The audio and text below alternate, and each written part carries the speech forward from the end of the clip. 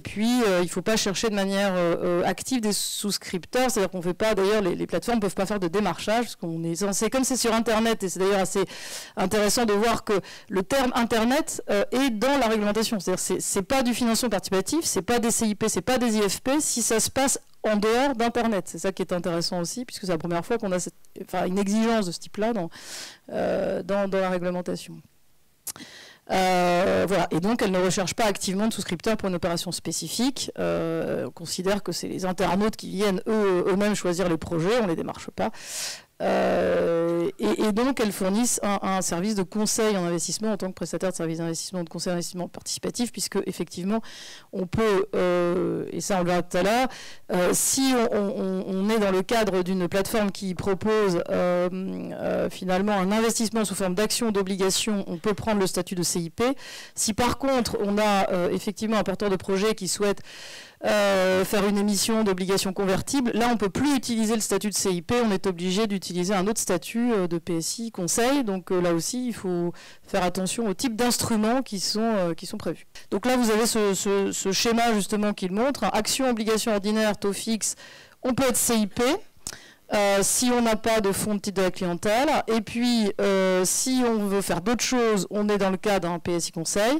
Si on fait du financement sous forme de prêt, là on est dans le cadre de l'IFP. Hein, donc IFP d'un côté, CIP de l'autre, et encore CIP seulement sur certains types de titres. Donc en complément de ce que dit Marie-Agnès,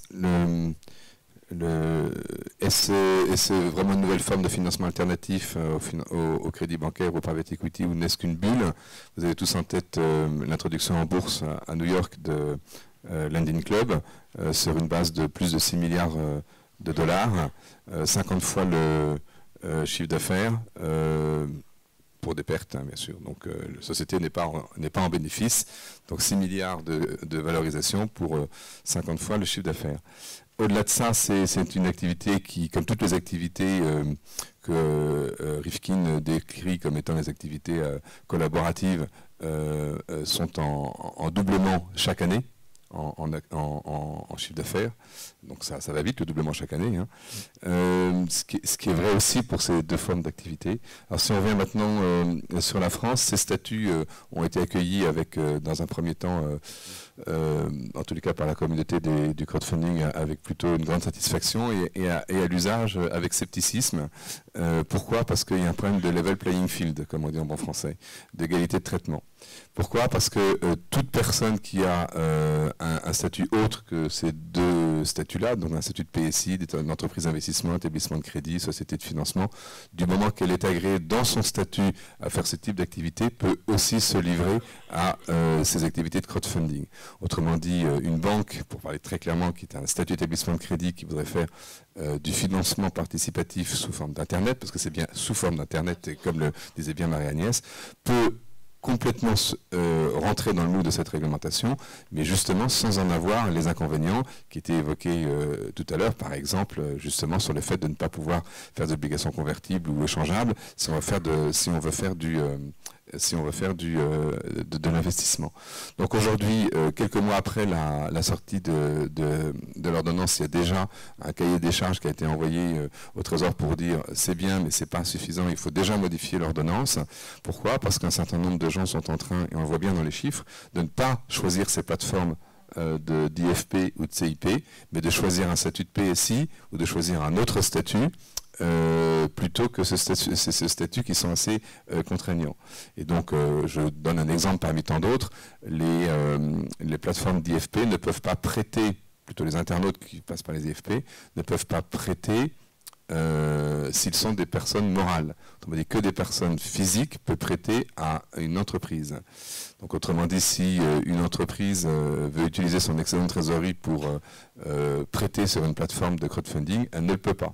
Inutile de vous dire qu'en Angleterre, comme aux États-Unis, comme partout ailleurs, en Hollande, en Espagne, en Italie, une entreprise, parce qu'il n'y a pas le même monopole bancaire, peut prêter à une autre entreprise.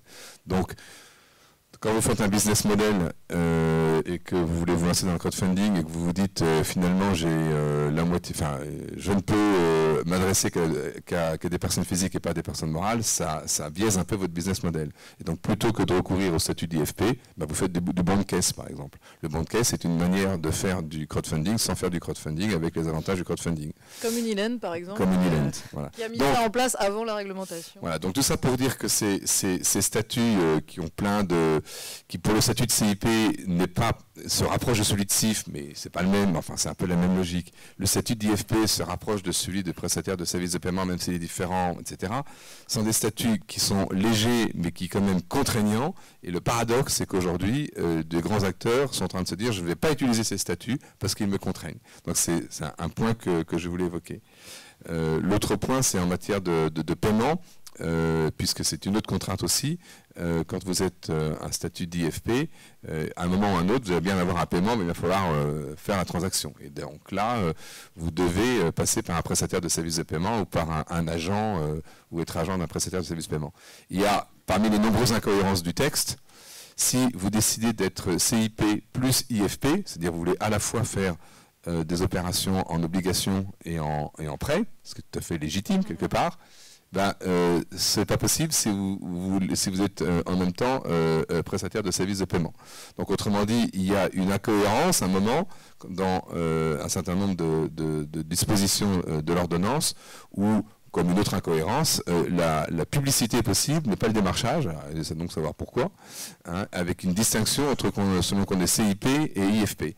Donc c'est une ordonnance qui est sortie très vite, c'est très bien, mais comme elle est sortie très vite, elle est bourrée d'incohérences ou de problèmes qu'on relève au fur et à mesure, et un papier a déjà été remis au Trésor en disant voilà tout ce qu'il faut changer dans l'ordonnance. Alors effectivement sur le statut d'IFP et CIP, on retrouve aussi la même dichotomie, pour ceux qui connaissent les statuts d'intermédiaire, qu'entre l'IOBSP, l'intermédiaire en opération de banque, service de paiement, et le CIF. Hein, c'est-à-dire que d'un côté, donc l'IFP, c'est un statut d'intermédiaire, donc tous les statuts qui sont là sont des statuts, donc on l'a dit sans agrément, pas besoin de faire un dossier d'agrément. En revanche, on est immatriculé à l'ORIAS. Alors, petite particularité aussi, normalement les CIP étaient censés, comme les CIF, se faire agréer via une association professionnelle qui les contrôle après et qui en fait les enregistre à l'ORIAS. Comme il n'y a pas d'association professionnelle agréée par l'AMF pour l'instant, parce que bon, là c'est vrai qu'il n'y a peut-être pas non plus suffisamment de CIP pour que ça vaille le coup, finalement c'est l'AMF elle-même qui finalement donne l'immatriculation. Donc alors c'est pas un dossier d'agrément, mais ça passe quand même par les régulateurs. Voilà. Et d'ailleurs curieusement il y a moins effectivement de CIP que d'IFP. Sur les IFP, par contre, c'est vrai qu'il n'y a pas de contrôle préalable donc, du tout de la CPR. Il y aura des contrôles évidemment a posteriori et l'immatriculation se fait à l'ORIAS comme les autres intermédiaires. C'est un point intéressant d'ailleurs en termes de mode de régulation, parce qu'on est quand même là dans la régulation. Vous avez un contrôle a priori versus un contrôle a posteriori. C'est-à-dire quand, même si ce n'est pas un agrément, comme disait Marie-Agnès, comme vous allez voir l'AMF, vous sortez de l'AMF, votre dossier il est nickel par définition, sinon il ne serait pas passé. Il est nickel, ça veut dire que vous savez que le premier jour où vous travaillez, vous êtes en conformité avec les réglementations.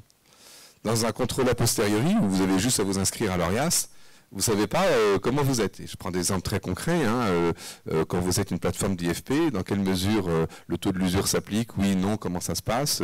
Est-ce que votre contrat de prêt, c'est un contrat pour les juristes qui sont dans la salle? Est-ce que c'est un contrat consensuel ou un contrat réel?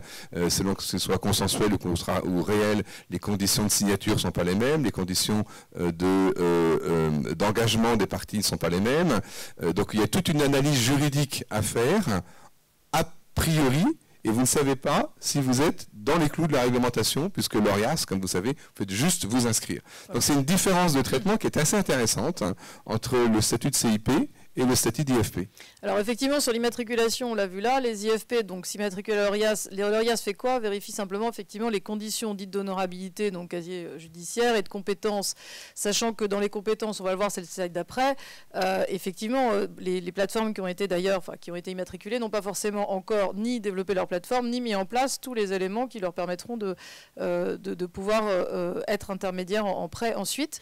Et puis la souscription d'un contrat d'assurance qui, elle, n'est pas obligatoire, enfin qui ne s'appliquera qu'à partir du 1er juillet 2016, parce qu'il y a encore justement une offre d'assurance qui doit pouvoir effectivement se faire sur ce sujet-là. Autre point à souligner aussi, pour l'instant, comme c'est pas effectivement quelque chose qui a été forcément vu par la Commission européenne, c'est pas un statut européen, ça veut dire que contrairement à un PSI, justement les fameux PSI conseils ou autres PSI dont on parle, qui peuvent effectivement être en libre prestation et donc pouvoir utiliser un passeport. Là, c'est pas passeportable. Donc, si effectivement vous avez un statut en France, que vous voulez faire la même chose ailleurs, il faut déjà s'assurer qu'ailleurs, la réglementation le permet, il faut s'installer ailleurs. Alors, c'est sûr que sur Internet, c'est pas toujours évident de savoir où la prestation a été faite, mais le sujet, c'est quand même qu'effectivement, ce statut est purement donc national pour l'instant, puisqu'il est, donc vous voyez qu'il y a quand même encore des réglementations qui ne découlent pas de directives européennes. Il y a encore des réglementations locales et celle-ci en fait partie, donc on peut le souligner, c'est quand même intéressant. Là, vous avez les conditions relatives aux compétences professionnelles et vous voyez par exemple... Ils ne sont pas les mêmes entre CIP et IFP, voilà, curieusement. Et curieusement, et autre élément aussi dans la suite des petites incohérences, dans le cadre justement des intermédiaires en opération de banque, dont vous savez, c'est les gens qui font du courtage en crédit, etc.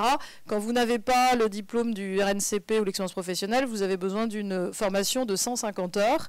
Pour quelqu'un qui effectivement va quand même avoir... proposer du crédit, même si c'est un intermédiaire quand même entre le prêteur et puis le porteur de projet, là on a considéré qu'à 80 heures c'était suffisant.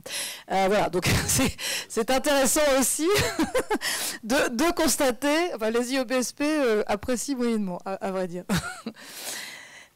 Conditions effectivement de non-cumul, parce que là aussi, vous ne pouvez pas exercer, un IFP ne peut pas être IOBSP, et puis de la même manière, un CIP non plus ne peut pas être CIF. Alors ceci dit, rien ne vous interdit d'avoir deux structures différentes avec un même mandataire social, c'est tout à fait possible, et vous serez immatriculé quand même. Voilà. Et puis, pas d'activité de démarchage, on en a parlé, et Hubert avait effectivement bien souligner le fait qu'un établissement de crédit, société de financement, etc., peut aussi, par contre, exercer ce genre de choses. Alors, après, vous avez toute une chose, un certain nombre d'éléments que vous êtes quand même obligé de fournir aux internautes. C'est pour ça qu'effectivement, justement, dans le post-immatriculation, il faut quand même s'assurer qu'on fournit tout ce qui va bien, qui en fait est un peu lié à la protection de la clientèle au sens large, conditions générales d'utilisation de la plateforme, modalités de rémunération, frais appliqués, conditions d'éligibilité, critères de sélection des projets, des porteurs de projets, financement proposé, les caractéristiques principales du prêt, les risques encourus par les prêteurs, les taux de défaillance enregistrés sur les projets. Il faut effectivement montrer et pouvoir dire qui est responsable de quoi, la durée du projet et le processus de réclamation, puisque il est prévu aussi, ce processus de réclamation s'applique aussi, il y a une recommandation de la CPR qui va s'appliquer aussi évidemment à l'ensemble de ces intermédiaires. Et pour les prêteurs, évidemment, l'outil qui permet d'évaluer aussi leur capacité de financement. J'interromps juste une seconde pour montrer la logique de tout ceci. En crédit consommation, on protège l'emprunteur. En crédit alternatif, on protège le prêteur. Vous voyez bien là que c'est la même logique, sauf que c'est de l'autre côté. C'est-à-dire que quand on dit qu'il faut évaluer la capacité, non pas de l'emprunteur à s'endetter, mais du prêteur à prêter. Donc voilà, c'est la clé de lecture de cette réforme, puisque c'est une des clés de lecture, c'est la transparence. La transparence pour protéger qui? Le prêteur. Pas la plateforme et pas l'emprunteur, parce que l'emprunteur, il est professionnel. Donc dans la même veine, l'IFP doit disposer effectivement en permanence d'un contrat conclu aussi avec un prestataire qui est habilité à mener les opérations en cours en cas de cessation des activités de la plateforme, puisque bien évidemment, une plateforme, on l'a souligné, elles ne sont pas toutes rentables, donc, et ça va prendre un certain temps, donc il faut pouvoir aussi envisager le fait que la plateforme puisse cesser aussi ses activités. Donc c'est comme une brèche dans le monopole bancaire, mais on a mis du coup des limites, en tout cas pour l'IFP. Le cadre est quand même assez favorable parce que c'est quand même pas, effectivement, il n'y a pas d'agrément, il n'y a pas toutes les fonctions de contrôle, il n'y a pas les fonds propres, il n'y a pas le capital. Et puis, vous avez aussi quand même ce fameux régime prudentiel allégé d'établissement de paiement que vous pouvez avoir avec quand même un petit capital à mettre en face, mais qui n'a rien à voir avec l'établissement de paiement, dans le cas où vous avez des opérations de paiement qui sont limitées à notamment 3 millions d'euros par mois. Voilà, donc c'est un statut qui est dérogatoire en conclusion, effectivement, par rapport en tout cas sur le prêt, par rapport à ce que peut faire une banque, et qui permettra effectivement de prêter au travers d'un certain nombre de clients retail. Alors, sur le CIP, là, effectivement, donc c'est différent. Le CIP, ça s'immatricule aussi à l'ORIAS, on l'a vu. Mais effectivement, avec les types de limitations que l'on a vues sur les types de produits financiers, donc actions, obligations, simples. Là aussi, on a quand même un certain nombre de dispositifs qui sont assez proches en fait de ce que l'on fait au niveau de la MIF quand on est CIF. Hein. On doit évidemment s'assurer que les clients potentiels ont des connaissances d'expérience en matière d'investissement, communiquer aux clients la nature des prestations fournies. Il faut effectivement avoir des normes en matière de déontologique. Donc tout ça, effectivement, mettre en garde les clients sur les risques potentiels. Donc tout ça, c'est prévu. Voilà. Et puis, effectivement, du coup, comme vous le voyez là en termes de seuil, le seuil n'est pas le même parce que, en fait, là, c'est plutôt, ça s'analyse comme une exemption de la nécessité d'avoir un prospectus lorsque l'offre de titre qui va passer justement par ces plateformes est limitée à un montant d'1 million d'euros aussi. Mais là, c'est un montant d'1 million d'euros sur une période de 12 mois par émetteur. Donc, ce n'est pas par projet. Comme c'est le cas pour les IFP. Je ne sais pas si tu veux commenter cette partie-là, Hubert. Non, c'est juste que vous savez qu'en matière de dérogation au prospectus, c'est 5 millions au niveau européen. Les pays peuvent opter pour moins. La France avait opté pour 100 000 euros, comme la plupart des pays. C'est-à-dire qu'on était exempté de prospectus jusqu'à 100 000 euros, contrairement à d'autres pays qui avaient mis le seuil à 1 million, voire certains à 5 millions.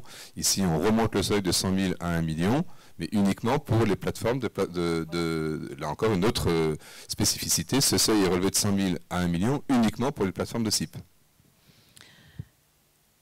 Voilà. Et puis donc, comme on l'a dit, statut PSI lorsque vous êtes dans un cadre où effectivement vous n'êtes pas sur des actions, obligations simples et que vous avez d'autres types de produits. Donc, obligation d'informer l'investisseur.